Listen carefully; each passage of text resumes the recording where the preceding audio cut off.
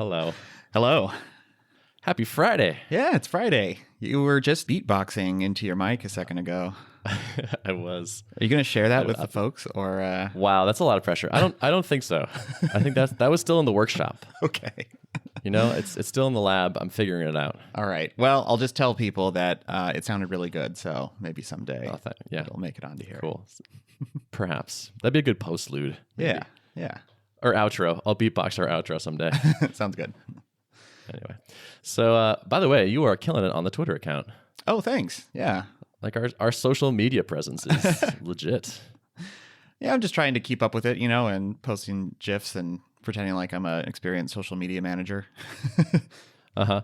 An experienced social media manager would say GIF, but well, they'd be wrong.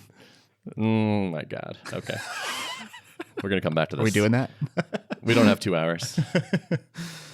No, it's awesome. Like I love seeing. Like I think you're striking a nice balance of like retweets and saying stuff, and I like the header image and the icon, and it just looks good. Good. Yeah, I'm having fun with it. Good work. Yeah, that's cool. What's up with you? I saw you shipped something. I saw your daily digest. Yes. That one felt really good to ship. I think I talked about it last recording, and I was like slogging through it. It turned out to be a bigger feature than I initially envisioned because there's time zones and there's HTML email formatting. And you're kidding. The feature was bigger than you thought it would be? Well, I don't know why. Never happens in development. I don't know. I was just like, how hard could it be? I'm just going to query the database, pull out some stuff. Like I need to tell people a count and just a preview of their posts that are in their inbox. Like how hard can that be? But once I started like scoping it out, obviously I realized that this was no small feature.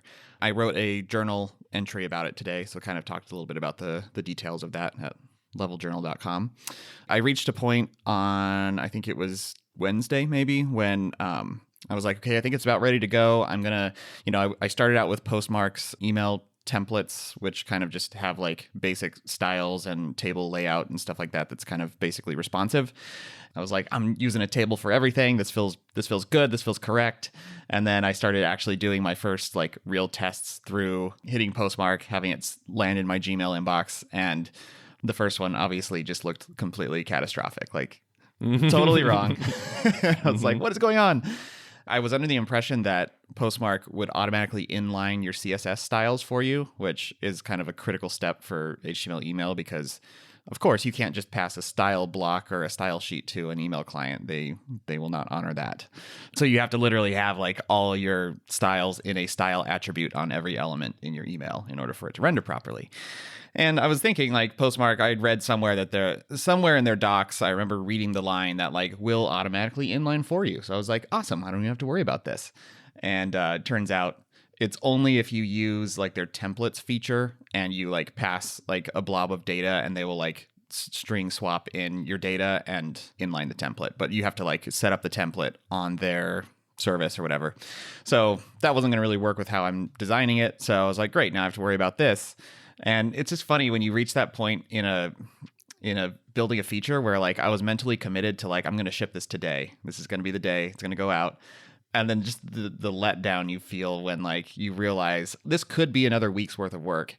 I started Googling like what are the options for inlining styles in emails in Elixir because, I knew what it was in Ruby. There's the pre-mailer gem, which is sort of like creaky and old, but still kind of works. And everyone just uses it, even though it's like not really actively maintained. So I'm like, great, what's the situation like in Elixir land? And I found one that was like someone created and they're like, yeah, I just needed this. And it has like 100 stars or something on GitHub. So appears to be not a wildly popular library. So I'm just like, fingers crossed, this actually works for me. It's pre 1.0. I hope it just does what I need it to do. Initially, when I ran it, it was like horribly broken. And I was like, oh, great. Well, what am I going to do now? Like, I'm going to install some like node utility and try to shell out to that for my Elixir code. And what am I going to have to do? So I was just having kind of a freak out moment that day. But then I was like, okay, I'm going to change my location. I went to a coffee shop down the road. I like ordered the best craft espresso drink I could. Smart. I like it. Got in my favorite seat in that place. It's like the right amount of visual activity from the street that I can look up and look out at. It's kind of interesting. Like I tried to set my environment up just right. to make myself happy. Dude, that is so savvy. Yeah. I love that move. And then just roll up my sleeves and like, okay, I'm gonna dig into this and see if I can get this shipped today. What is it gonna take? There's like one CSS style that had an asterisk in it, so it was like applying to all elements. The inliner library was trying to put CSS styles on like the style tag itself and some other tags that it really shouldn't have been mucking with, and that was like breaking everything. So once I fixed that one style, like it started rendering nearly perfectly. Yeah. So I was like, yes! You needed the time. Yeah, you needed the time to focus Yeah. and like actually dig into and find that little thing. Right. Because I initially started with just assuming that, like, great, this library is too young. It has too many edge cases that aren't covered. It's just not going to work. And I kind of just jumped to that conclusion before, like, just relax, take a chill pill for a second and try to just debug this thing. And That is some real good brain hacking. yeah. I gotta applaud you for that right there. Oh, thank you. That's like smart way of like knowing yourself and having a strategy. Yeah. That's people pay attention to that. That's some savvy for sure. If there's one thing I've learned in this process about like managing your psychology, it's like try something.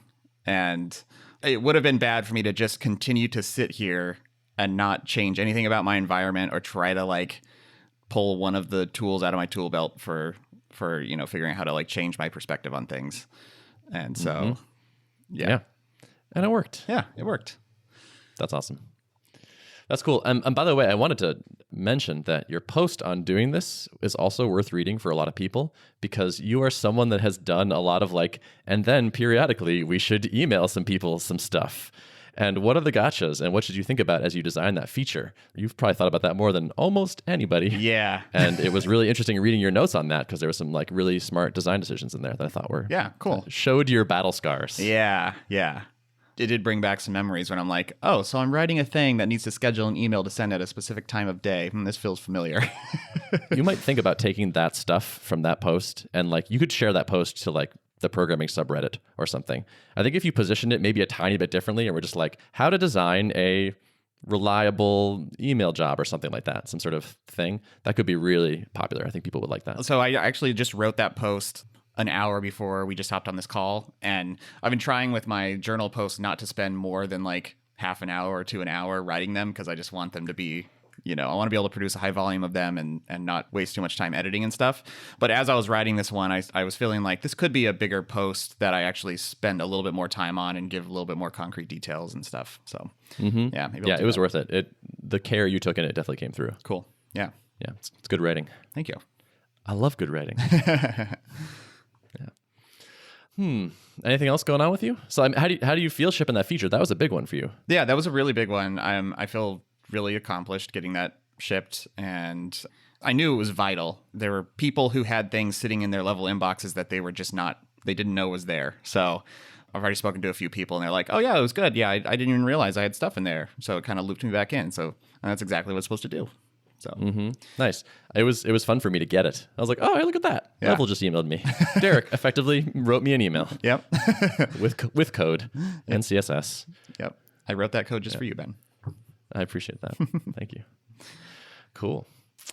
So yeah, I got a bunch of stuff this week. Yeah, let's hear it. I had a call with someone from a company that everybody would know in our world, and they're like, "Hey, yo, can we get in on this alpha thing?"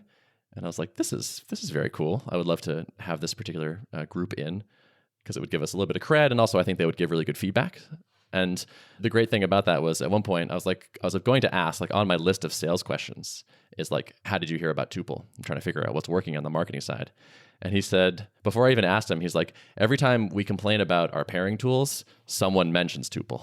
Ah, nice. And I was like, oh, that's cool. It's like hashtag marketing is kind of hashtag working. Your branding is already starting to pay off, right? Where it's just awareness of what you're doing. Totally. Awesome. Yeah. Yeah, it feels really good. And who knows which particular thing it is, but like the combined efforts seem to be getting the word out there. Yeah. That's awesome. So I was just talking to Spencer and Joel, and I think we're at this point where it's time to set a deadline for our alpha. Mm-hmm. I think so too. Yeah. How long have you been wanting to say that? A long time. Every deadline really? I've set, I'm like, Ben, when's yours? But I didn't want to push too hard because I know you guys got a lot of technical stuff to, a lot of hurdles to cross. But no, I think that'll be good.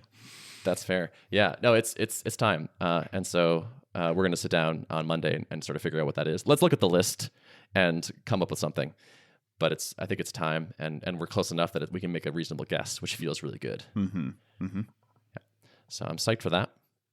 I have like a fun new side project I'm working on. Yeah. I'm making another course. Okay. I have been having so much fun designing this landing page. Oh, that's awesome. Yeah. You showed me last week your first cut at it, and I was like pleasantly surprised that like, oh, Ben produced this. I mean, because I know you're not a designer by trade, and yet you're managing to produce stuff that looks like a designer touched it. So it's pretty awesome. Well, thank you. Yeah, that was very gratifying. I shared a screenshot of it, or a little bit of it last night on Twitter, and someone's like, I love the design. Who did this? And I was like, it was me. I did it. It was like so cool. Like I've never gotten that compliment in my life. So it was super gratifying. I got to tell you this workflow. So I have my editor. I'm splitting my screen like half and half.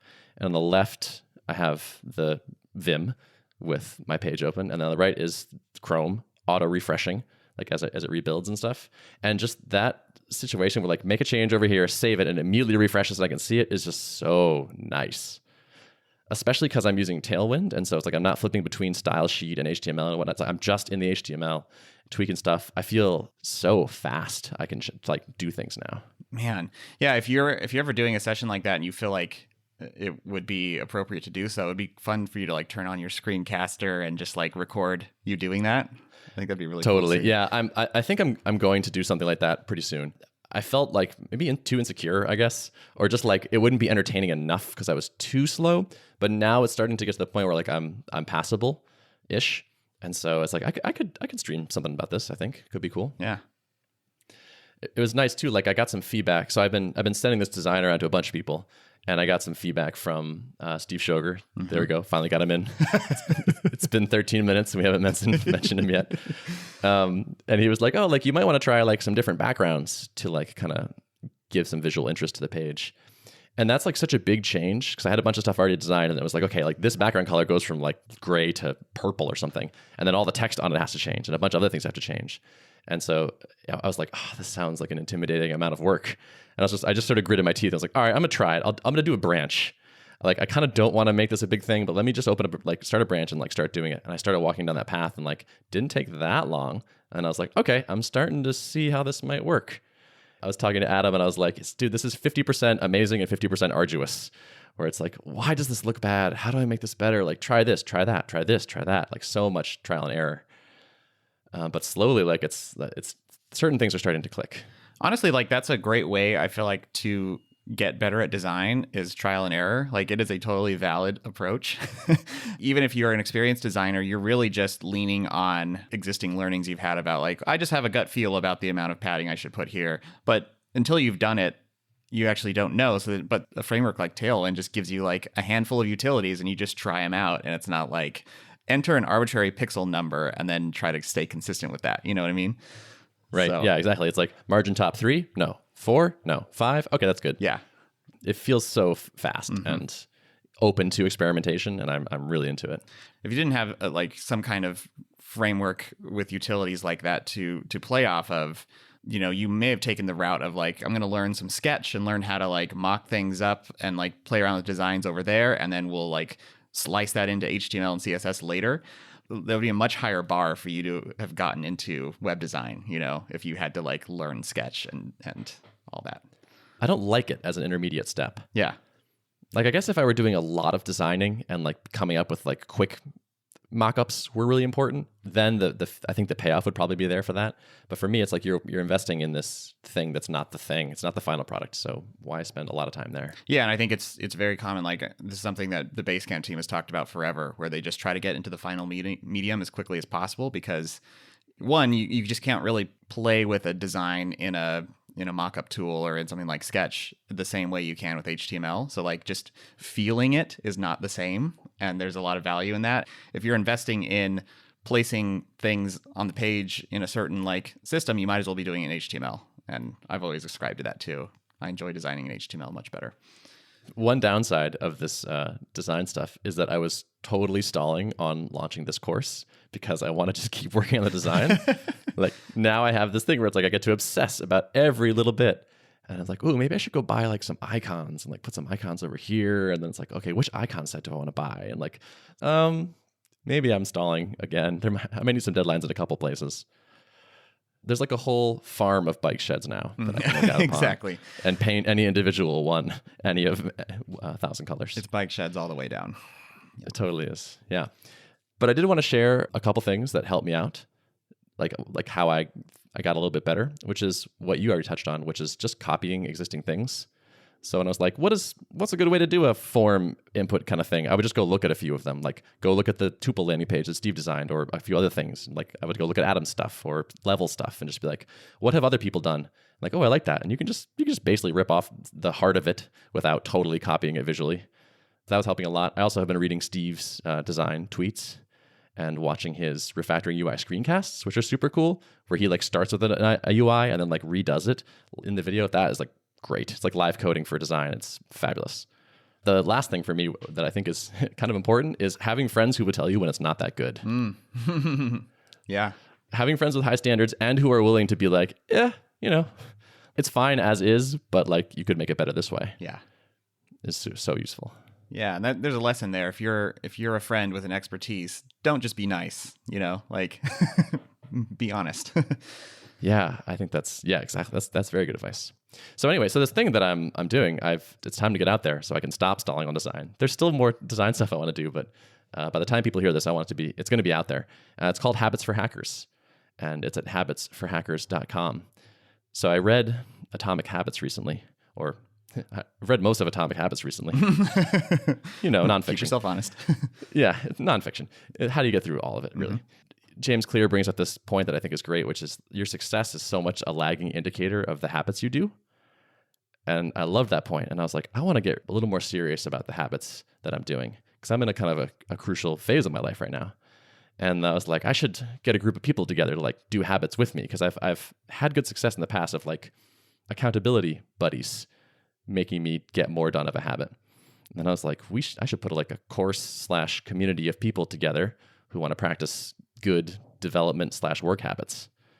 And so that's what this landing page talks about. I'm going to keep it a little bit vague intentionally because I want people to actually go check out the page. I came up with 4 habits that I think are kind of key. Like they're what I want to practice, and I think they're what most people should be practicing if their goal is like a good, productive, healthy, doing those things at work, having a good career, staying healthy while you're doing it, feeling good while you're doing it. Yeah.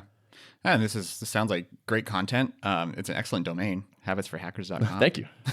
Thanks. Surprised that was available. That's good. It was $50,000. Yeah. Just dipping right into that runway, huh? Yeah. We should just pretend every time someone says a domain is nice, you should just tell them it was a huge number as if it's no big deal. That'd be great. Yeah. I love the domain too. I have a question. And probably listeners are curious about this. So like you're obviously building Tuple during the day, like that's your sole focus, but then there's this other project. So like what function is this serving for you? That's a great question. So it's very much a side hustle for me.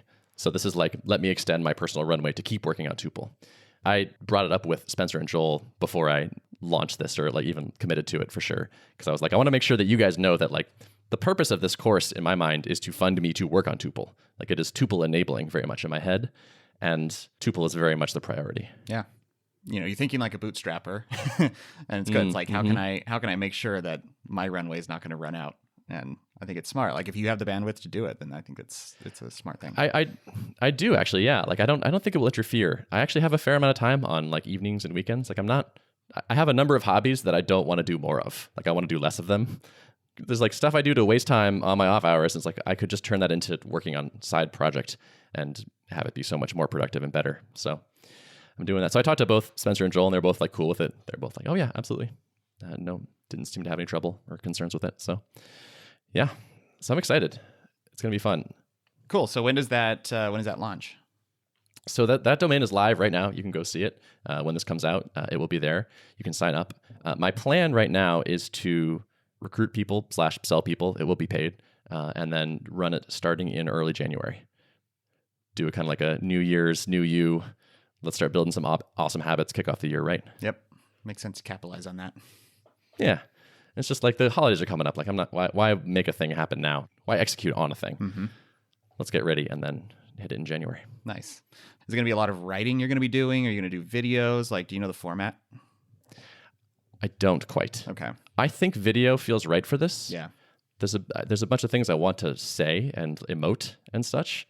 And so I think I might do it. Like, there are a number of people that get kind of irked by video because they're like, oh, it's slower to take in than text. And that's true, but there's things you can't really convey in writing as well as video.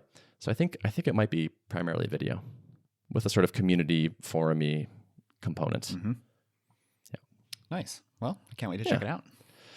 Well, thanks. Yeah, it feels good to get that out there. Man, that design procrastination is real. It is. I was like, maybe in a couple of weeks I'll do it, and I gotta get this thing and this page. I was like, oh, yeah, come on, dude. I was actually doing this the other day. It was nighttime, and I was not going to be like working on features or anything, but I just had a period of time where I could just sit and kind of do random things on level. And so I just decided, like, I'm going to just polish the landing page a little bit. And sometimes it can be fun if you have a little bit of extra time where you can just grant it to yourself to, like, I'm just going to use this time to fully know that this is not critical for me to be doing, but I just enjoy, like, making little micro improvements. So I, like, added some little, like, drop shadow effects to the screenshots to make them pop off the page a little bit more, and added a hero pattern to the footer and a few other things. Contemplated buying a $300 font that looks almost identical to the font that I have right now, but, like, I can appreciate it. I like that you contemplated. I may not publicly admit if I actually do it, and, you know, you'll just have to, like, notice yourself, but That's hilarious. yeah. I feel that, I mean, like, you would know. Oh yeah. Like, you would know how much effort you put into that, having a good typeface. Mm-hmm. Yeah. All right, cool. Well, good sesh, man. Yeah. That's good chatting. I think that's it for me. Cool. Yeah. Should we wrap it today? Let's wrap it. All right. Show notes can be found at artofproductpodcast.com. Thanks to all of you for listening. Yes, thank you. Have a great week. You too. Bye. Bye.